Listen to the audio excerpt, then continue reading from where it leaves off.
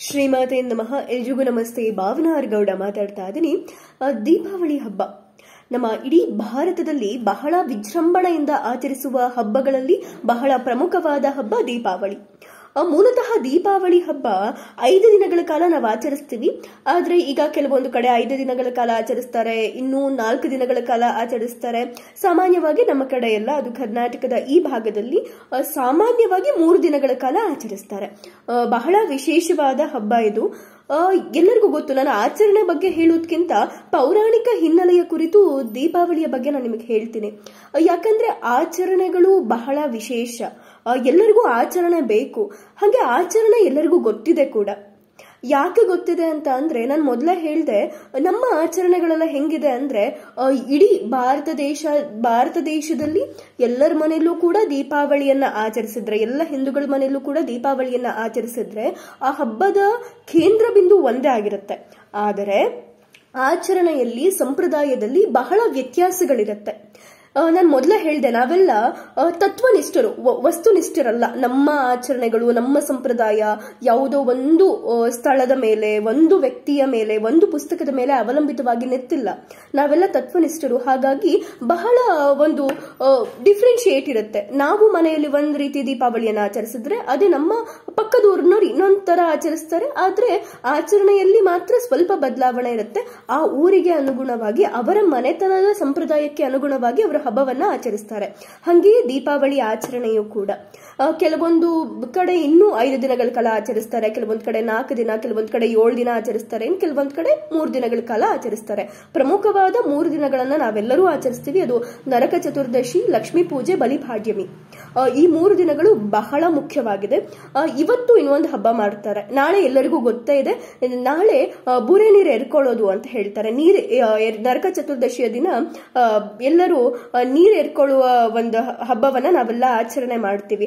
ಅದನ್ನ ಆಚರಣೆ ಮಾಡ್ಬೇಕಂದ್ರೆ ಇವತ್ತು ಬಹಳ ಒಂದು ವಿಶೇಷವಾದ ಸಂಪ್ರದಾಯ. ಸಾಮಾನ್ಯವಾಗಿ ಪ್ರತಿಯೊಂದು ಮನೆಯಲ್ಲೂ ಕೂಡ ಆಚರಿಸ್ತಾರೆ. ಅದು ಎಲ್ಲರಿಗೂ ಗೊತ್ತಿರ್ಬೋದು.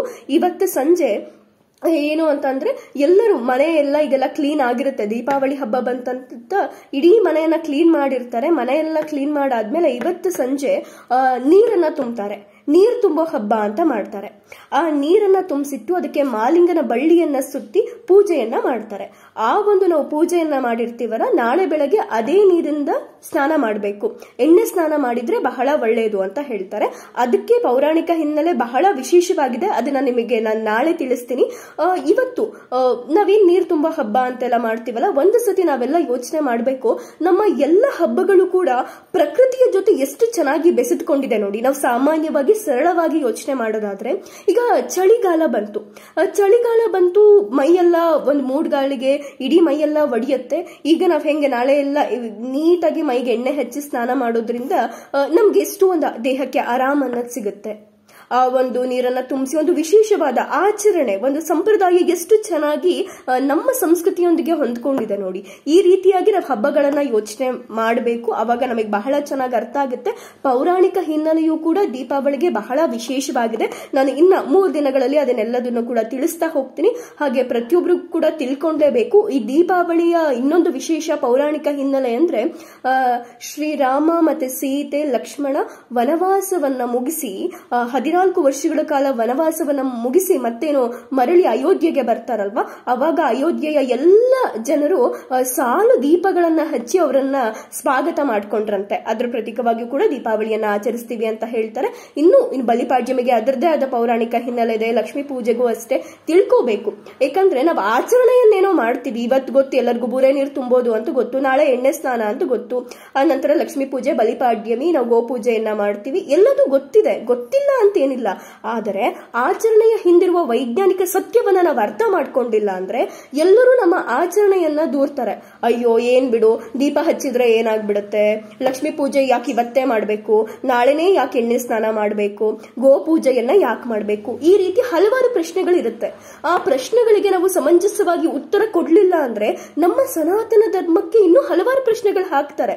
ಧರ್ಮವನ್ನ ಪ್ರೀತಿ ಮಾಡೋ ನಾವು, ಧರ್ಮವನ್ನ ಪಾಲಿಸುವ ನಾವು ಆ ಪೌರಾಣಿಕ ಹಿನ್ನೆಲೆಯನ್ನ ತಿಳ್ಕೊಂಡು ನಡೆದಾಗ ಬಹಳ ವಿಶೇಷವಾಗಿರುತ್ತೆ. ನಮಗೂ ಕೂಡ ಅರ್ಥ ಆಗುತ್ತೆ. ಹಾಗಾಗಿ ದೀಪಾವಳಿ ಬಹಳ ವಿಶೇಷವಾದ ಹಬ್ಬ.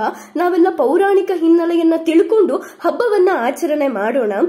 ಇದು ಪ್ರತಿಯೊಂದು ಯುವ ಜನತೆಗೂ ಕೂಡ ತಿಳ್ಕೊಂಡ್ಲೇಬೇಕು. ಯಾಕಂದ್ರೆ ಹೊಸದಾಗಿ ಬರುವಂತಹ ಎಲ್ಲದನ್ನ ತಿಳ್ಕೊಳ್ಳುವ ನಾವು ನಮ್ಮ ಇತಿಹಾಸ, ನಮ್ಮ ಸಂಸ್ಕೃತಿ, ನಮ್ಮ ಸಂಪ್ರದಾಯವನ್ನೇ ನಾವು ತಿಳ್ಕೊಂಡಿಲ್ಲ ಅಂದ್ರೆ ನಾಳೆ ನಮ್ಮ ಮಕ್ಕಳು ಅಮ್ಮ ಇದು ಯಾಕೆ ಅಂತ ಕೇಳಿದಾಗ ನಮಗೆ ಹೇಳಕ್ ಉತ್ತರ ಇರಲ್ಲ. ನನಗೂ ಗೊತ್ತಿಲ್ಲ, ಅಮ್ಮ ಮಾಡ್ತಿದ್ರು ನೀನು ಮಾಡಂತ ಹೇಳ್ತೀವಿ. ಇಲ್ಲಿಂದನೇ ನಮ್ಮ ಸಂಪ್ರದಾಯದ ಅವನತಿ ಶುರುವಾಗುತ್ತೆ. ಹಾಗಾಗಿ ನಾವು ನಮ್ಮ ಸಂಪ್ರದಾಯವನ್ನ, ನಮ್ಮ ಸಂಸ್ಕೃತಿಯನ್ನ ನಾವು ಉಳಿಸ್ಬೇಕು ಅಂದ್ರೆ ನಾವು ಸಂಪ್ರದಾಯದಲ್ಲಿ ಜೀವಿಸ್ಬೇಕು. ನಾವು ಪೌರಾಣಿಕ ಹಿನ್ನೆಲೆಯನ್ನ ಅರ್ಥ ಮಾಡ್ಕೋಬೇಕು. ಅವಾಗ ಬಹಳ ಚೆನ್ನಾಗಿ ನಾವು ಒಂದು ಹಬ್ಬವನ್ನ ಮಾಡೋದಾಗಿರ್ಬೋದು, ನಮ್ಮ ಮನಸ್ಸಿಗೂ ತೃಪ್ತಿ ಸಿಗುತ್ತೆ. ಆ ಒಂದು ಯಾವ್ಯಾವ ಪದ್ಧತಿಗಳಿದೆ ಅಲ್ವಾ, ಆ ಎಲ್ಲ ಪದ್ಧತಿಗಳನ್ನ ಅನುಸರಿಸಿ ಹಬ್ಬವನ್ನ ಆಚರಿಸಿ ನೋಡ್ಬೇಕು. ಅವಾಗ ಮನಸ್ಸಿಗೆ ಸಿಗೋ ತೃಪ್ತಿನೇ ಬೇರೆ. ಹಾಗಾಗಿ ಇವತ್ತೇ ಸಂಜೆ ಎಲ್ಲರೂ ಏನು ಬುರೆ ನೀರು ತುಂಬ್ತಾರೆ, ನೀರು ತುಂಬಿ ಅದಕ್ಕೆ ಪೂಜೆಯನ್ನ ಮಾಡಿ ನಾಳೆ ನೀರು ಏರ್ಕೊಳ್ಳುವ ಹಬ್ಬ.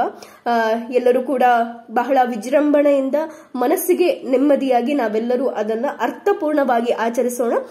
ನಾಳೆಯ ಪೌರಾಣಿಕ ಹಿನ್ನೆಲೆಯನ್ನ ನಾಳೆ ತಿಳಿಸ್ತೀನಿ. ಧನ್ಯವಾದಗಳು. ವಂದೇ ಭಾರತ ಮಾತರಂ. ತಿಳಿದಷ್ಟು ತಿಳಿಸುವ ಪ್ರಯತ್ನವಷ್ಟೇ.